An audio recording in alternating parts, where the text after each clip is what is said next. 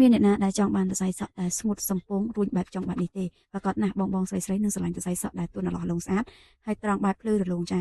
ចឹងសម្រាប់បងស្រីគឺជាអតិថិជនថ្មីដំបូងដែលខំស្កាត់មកពីចម្ងាយដើម្បីអញ្ជើញមកទទួលសេវាកម្មការអ៊ុតសក់ត្រង់បញ្ចូលស្រោមអតំទឹកនៅហាង Olive Beauty Salon ខ្ញុំចាជាមួយនឹងការអ៊ុតសក់ត្រង់បញ្ចូលស្រោមអតំទឹកនៅហាង Olive Beauty Salon គឺផ្ដោតទៅលើគុណភាពនិងតម្លៃគឺជាចម្បងតែម្ដងចាតម្លៃសមរម្យតែគុណភាពបូកជាមួយនឹងទឹកថ្នាំគឺធ្វើជូនដោយទំនុកចិត្តធ្វើដោយមិនឲ្យភ្ញៀវខកបំណងជាមួយនឹងការចំណាយលុយដែលអ៊ុតទៅលើសរសៃសក់មិនស្អាតចាគឺនៅហាង Beauty Salon ខ្ញុំគឺអ៊ុតភ្លាមនឹងទទួលបានសរសៃសក់ភ្ញៀវដែលត្រង់អឡោះលងស្អាតភ្លាមតែម្ដងចាអ៊ុតដោយមិនច្បាច់អំទឹកអ៊ុតហើយនឹងទទួលបានសរសៃសក់ដែលត្រង់អឡោះលងស្អាតគឺត្រង់បានយូរត្រង់បានរាប់ឆ្នាំតែម្ដងចាអញ្ចឹងគឺភ្ញៀវគាត់ចំណាយលុយតែម្ដងទេតែអាច